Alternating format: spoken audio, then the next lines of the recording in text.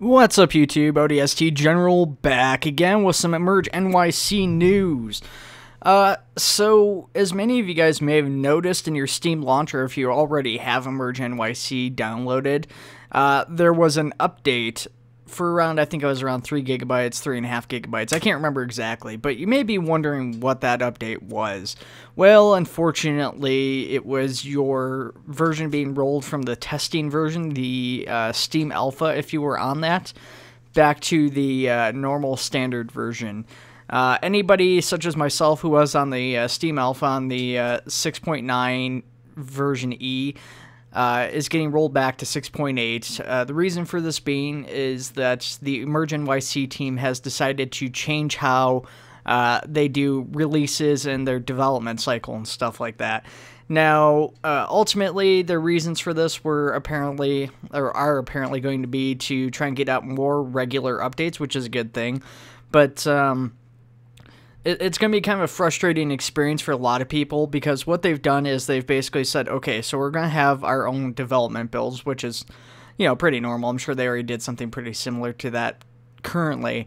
And then once the development build is considered kind of ready, you know, it's still got some bugs in it, but you know, it's more or less stable, they're going to then send it out to a VIP build.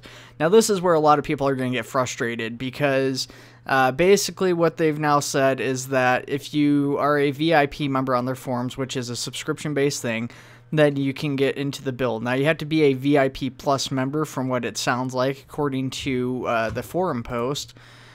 Basically, they've got 2 levels of VIP. VIP Standard, which for $5 for 3 months subscription is basically you get personal forum access to their VIP forums, and then the forum badge. For $10 a month, which, you know, isn't a whole lot, or 3 months isn't a whole lot more. So, you know, it's $10 for 3 months isn't too bad, but it's going to be kind of a frustrating thing for some people.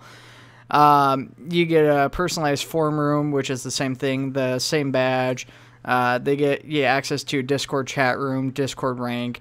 All that stuff's kind of meh. Like, I don't think a lot of people are going to really care about that, to be honest. But these are the big ones.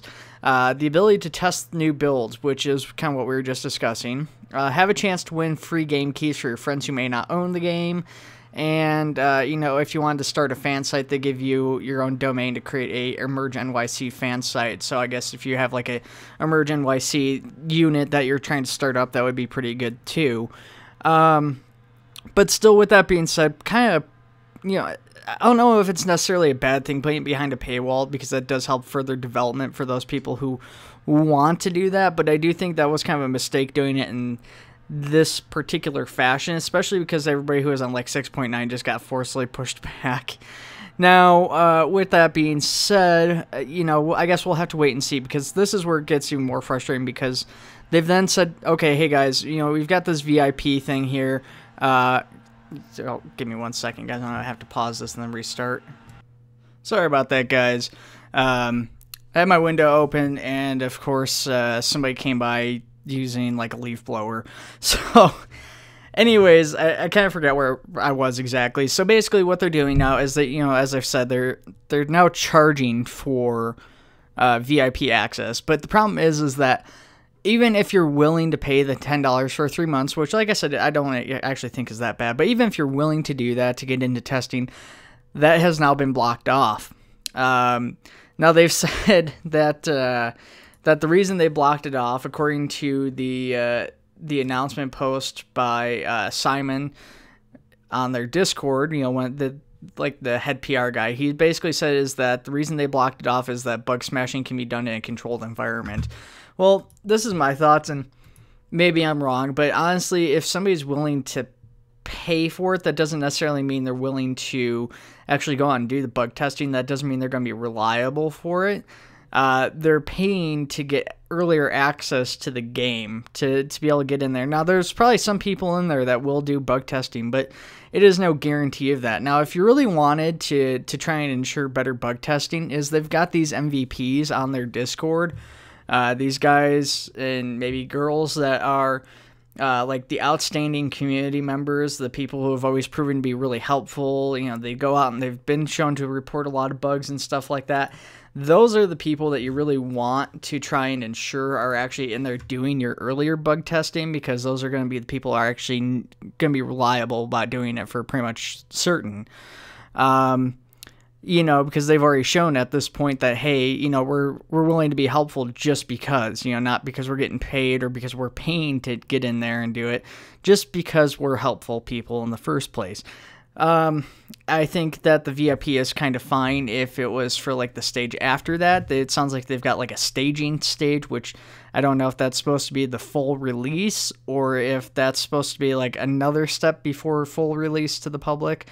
I'm not exactly sure how that will work. Okay, so now that that's all kind of been talked about and everything, let's talk about the future for the game from now. So the next update that we're looking at is going from 6.8 to 7.0. Like going to 5.0 and 6.0, 7.0 is going to be a pretty big shakeup as far as things for the mod. Basically, the primary goals on this will be performance, and then from that point, like other things such as AI control for the vehicles. So originally they kind of talked about doing AI control for vehicles and people on the rescue scenes or the emergencies, but they've kind of gone back on that and said, hey, we got to redo how our emergencies are handled so that we can set up the AI for them. So right now it's just going to be for driving. But still, that is really awesome. Now, if you guys are like me, I don't like getting every vehicle and driving every vehicle to the emergency. If you guys have watched my videos before on this, the couple I've actually done responding to emergencies, I try to take the bare minimum. I get in there, I'll take the engine out, the first due engine according to the list. And then if it says, okay, hey, by the way, you need a ladder or whatever to get up on top of this building, and I can't get that fire with my engine, then I'll go and grab the ladder and I'll bring that back. And then those are the only two vehicles I'll use, and then everything else I just go, I don't care, I don't need it. But with this, the AI will actually drive the vehicles to the fire scene, which is exciting for me because don't get me wrong, while I use the bare minimum, that's just because I don't see the point in wasting time driving all the vehicles to the scene. If I could have all the vehicles on scene, that would be awesome.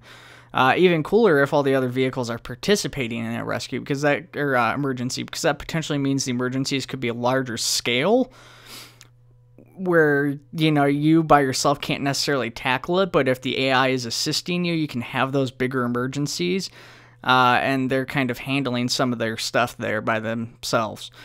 The other thing they've talked about is VR. They didn't really get into it. They did release a video a while back, and they were supposed to have talked about VR during the video, but they had screwed up, it sounds like twice during the video, and they ran out of memory on their computer and ran out of recording space. So, yeah, there was a lot of lost footage as far as that went. They talked about performance updates for the city. That's going to be a big thing for a lot of people. The fact is that, even on my higher end rig, and I don't have the best computer out there, but it's pretty good. I sometimes struggled to run the city at some points, and so what they've done is they've gone through and they've gotten rid of a lot of buildings, and they're still in the process of working on this from what it sounds like, but basically they're getting rid of a lot of the super highly detailed buildings that just don't need to be that highly detailed. And they're going through with modular buildings, and they're replacing those, and they just type in a few parameters or shift some stuff around, and they're able to stretch out the buildings and extend them higher or lower, or change the roofs, the textures. And they're all fairly low poly, but they look pretty good. So, I mean, they'll look pretty much just as good as some of the buildings. So that's going to be a nice thing for a lot of people. So what are my thoughts on this ultimately, I guess, because we're at like 10 minutes. I don't see the point in going on too much longer. Well, I'm excited for 7.0. The 7.0 is going to be amazing when it comes out, I think. Definitely, just like 5.0 and 6.0, like I said, there's some big stuff in there.